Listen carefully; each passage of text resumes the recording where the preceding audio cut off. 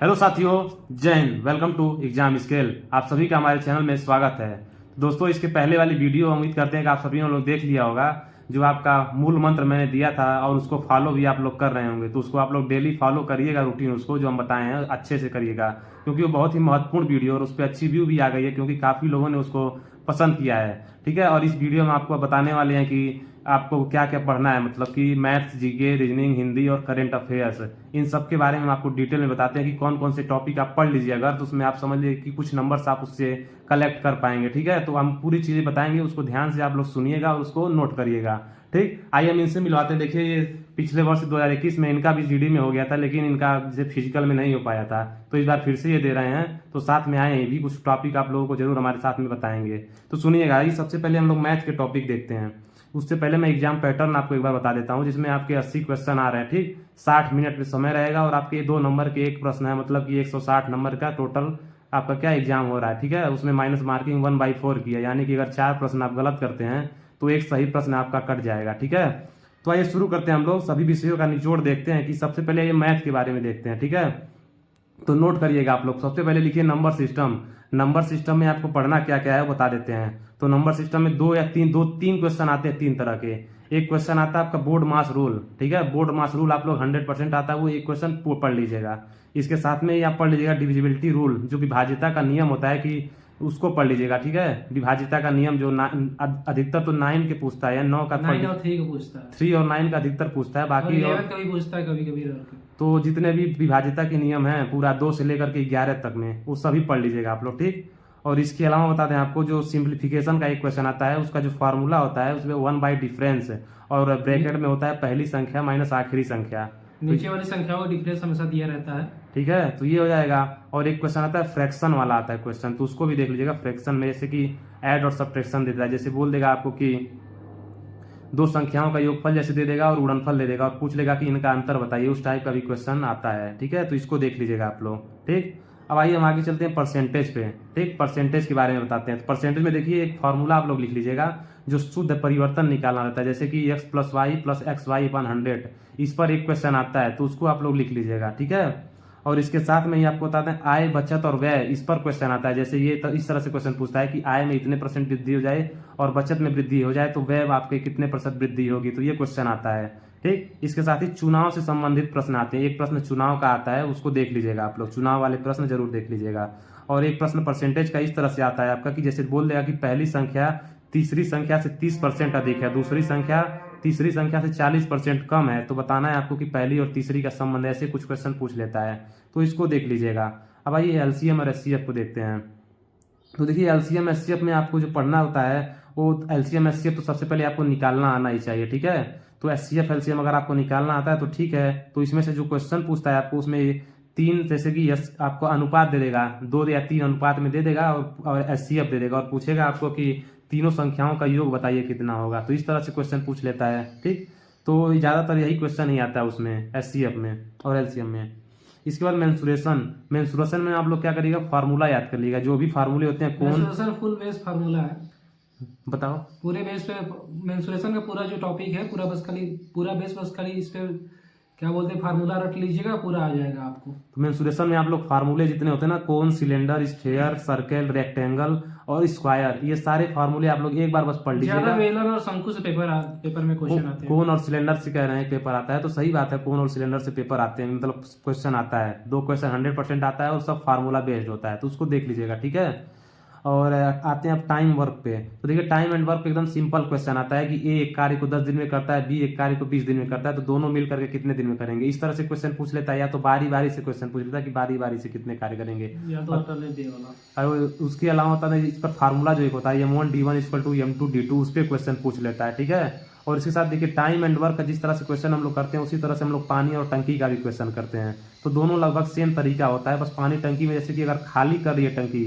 अगर कोई चीज अगर खाली कर रहा है तो उसको हम लोग माइनस में ले लेते हैं, और भर रहा है तो उसको पॉजिटिव मतलब कि प्लस में लेते हैं। बाकी टाइम एंड वर्क की तरह ही पाइप और टंकी का भी होता है प्रोसेस। अब देखिए प्रॉफिट लॉस और डिस्काउंट में, तो प्रॉफिट लॉस डिस्काउंट आप लोग देख लीजिएगा, बेसिक क्वेश्चन ही आते हैं, ज्यादा डीपली नहीं पूछेगा, सिंपल मतलब पूछ लेता है। ठीक है, और एक फार्मूला होता है जो आपका MT/CP = होता है 100 + प्रॉफिट / 100 - डिस्काउंट। ठीक है। तो इसको देख लीजिएगा, फार्मूला नोट कर लीजिएगा, बाकी बेसिक क्वेश्चन ही आते हैं प्रॉफिट लॉस से, और 4 से 5 क्वेश्चन सबसे ज़्यादा क्वेश्चन आपका इसी पार्ट से आता है। तो आप लोग बेसिक क्वेश्चन जो होंगे उसको देख लीजिएगा, ठीक है। इसके बाद आ गई बात सीआई और एसआई की। तो देखिए सीआई एसआई में आपका डिफरेंस से फार्मूला आता है, मतलब कि क्वेश्चन एक क्वेश्चन आता है कि ये डिफरेंस दे देगा आपको, बता देना रहेगा, ठीक है। 2 साल में देगा, 3 साल में तो 2 साल और 3 साल पे डिफरेंस पे एक क्वेश्चन बनता है, और इसके साथ में आपको जो एसआई में एक क्वेश्चन बनता है वो आपका T1/T2 इक्वल टू, जो फार्मूला होता है N1 - 1/N2 जो आते हैं। तो जैसे बोलता है ना कि अगर 10 साल में 2 मतलब 4 गुना हो जा रहा है तो 20 साल में कितने गुना हो जाएगा, तो उस पर एक फार्मूला नोट कर लीजिएगा। और एक फार्मूला सीआई का एसआई का होता है, सिंपल इंटरेस्ट का, कि उसमें आपको रेट निकालना रहता है, तो उसका फार्मूला होता है N-1/T × 100, ठीक है। जैसे बोल देता है कि 10 वर्ष में कोई संख्या 4 गुनी हो जा रही है तो उसका दर बताइए कितना होगा, तो इस तरह से क्वेश्चन एक आता है, ठीक। और बाकी एसआई का जो फार्मूला है सिंपल इंटरेस्ट का PRT/100, उसको आप लोग याद रखिएगा, ठीक है। अब बात एवरेज की आती है, तो एवरेज के बारे में हम बताते हैं आपको। एवरेज के देखिए सिंपल से बस रहता है, कुछ ज़्यादा नहीं रहता है, उसको आप लोग बेसिक क्वेश्चन रहता है वो आप लोग कर ले जाएंगे, उसमें कोई परेशानी की बात नहीं है। एवरेज का क्वेश्चन लगभग सभी लोग कर लेंगे। और टाइम स्पीड डिस्टेंस में देखिए फार्मूला बस आप लोगों को याद रखना है, चाल बराबर दूरी बटा समय, इसको याद करिएगा। और एक एवरेज का जो फार्मूला होता है S1/S2 मतलब 2S1/S2/S1 + S2, जो एवरेज का फार्मूला होता है 2S1/S2/S1 + S2, इसको याद रखिएगा, ठीक है। तो ये हो गया आपका रेशियो प्रोपोर्शन से आप लोग को बता दें हम, मध्यानुपात फार्मूला जो होता है और चतुर्थानुपात का, ठीक है। इसको फार्मूले को याद कर लीजिएगा आप लोग, ठीक है। और ट्रेन के क्वेश्चन भी वही लगभग आते हैं जिसमें यही फार्मूला लगता है, चाल बराबर दूरी बटा समय। उसमें करना ये रहता है आपको, जैसे प्लेटफॉर्म की दूरी और ट्रेन की दूरी को जोड़ करके निकालना रहता है, ठीक है। तो इस तरह से क्वेश्चन को करते हैं। बाकी आइए हम जीके के बारे में कुछ बताते हैं आपको, ठीक। मैथ का हो गया पोर्सन भाई, अभी लास्ट में कुछ और चीज़ें बता देंगे आपको मैथ के बारे में। उससे पहले हमारी जीके के बारे में बताते हैं आपको। तो जीके में देखिए सबसे पहले करंट अफेयर्स देखिएगा आप लोग, ठीक। तो करंट अफेयर में देखिए क्या क्या आता है, 5 से 6 क्वेश्चन आते हैं करंट अफेयर्स के, 100% वो फिक्स है, 5 से 6 क्वेश्चन करंट अफेयर्स का आएगा ही आएगा। और ज़्यादातर दोस्तों 2021 और 2022 का क्वेश्चन आएगा, तो 2 साल का SSC वाले क्वेश्चन पूछते हैं करंट अफेयर्स का, तो उसको देख लीजिएगा आप लोग, खास करके जुलाई, अगस्त, सितंबर, अक्टूबर, इन 4 महीनों का देख लीजिएगा।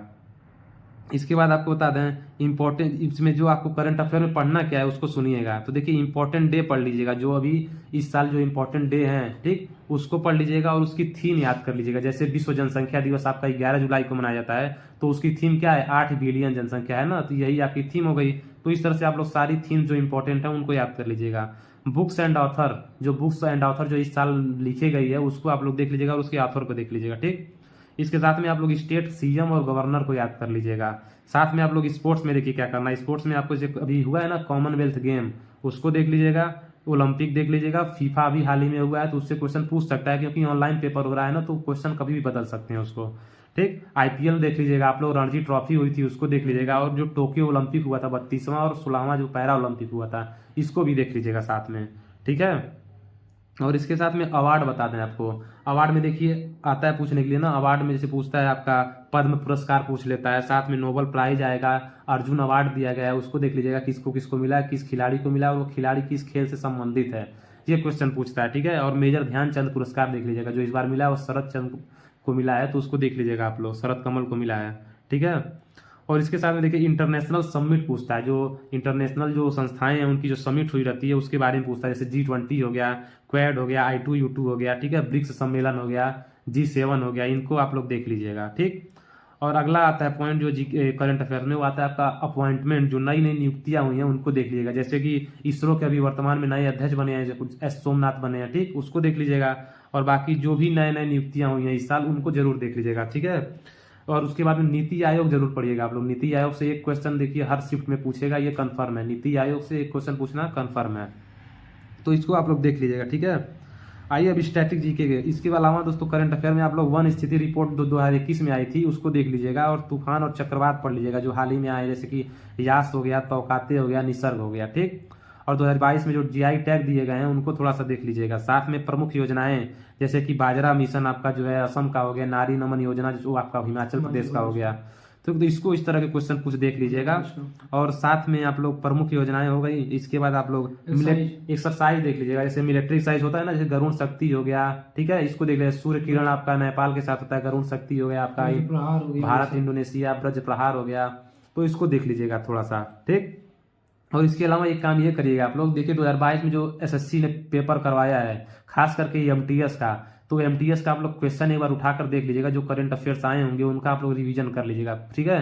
तो वहां से क्वेश्चन आ सकता है करंट अफेयर्स का। तो जो अभी हाल ही में एसएससी के पेपर हुए हैं उनका करंट अफेयर देख लीजिएगा, ठीक है। अब भाई स्टैटिक जीके के बारे में बताते हैं। स्टैटिक जीके, देखिए स्टैटिक जीके में जो खास आपको पढ़ना है वो फोक डांस, यानी कि जो आपका लोक नृत्य होता है, जैसे कि कजरी हो गया, ठीक है, डांडिया हो गया, सत्रिया नृत्य हो गया, ठीक है, भरतनाट्यम हो गया, कथकली हो गया, इस तरह के क्वेश्चन आप लोग देख लीजिएगा, ठीक। और इसके बाद आप लोग देख लीजिएगा फेस्टिवल, जो फेस्टिवल मनाया था ना राज्यों में अलग अलग, जैसे पोंगल हो गया, सरहुल हो गया, ठीक है, लोसांग हो गया, लोसार हो गया, ये सब देख लीजिएगा। उसके बाद आप लोग देख लीजिएगा इंडस वैली, यानी कि सिंधु घाटी सभ्यता आप लोग जरूर पढ़ लीजिएगा, एक क्वेश्चन यहाँ से पूछता है, ठीक है। तो सिंधु घाटी सभ्यता जरूर पूछिए, पढ़िएगा। इसके साथ ही दोस्तों टेम्पल, यानी कि जो मंदिर है ना, पुराने जो मंदिर बनाए थे उनको पूछता है कि ये मंदिर किस जगह पर है, तो उसको भी देख लीजिएगा एक बार, शैली पूछता है, ठीक है, किस शैली में मंदिर बना है, पंचायतन शैली वाला जैसे हो गया एक आपका, इसको देख लीजिएगा।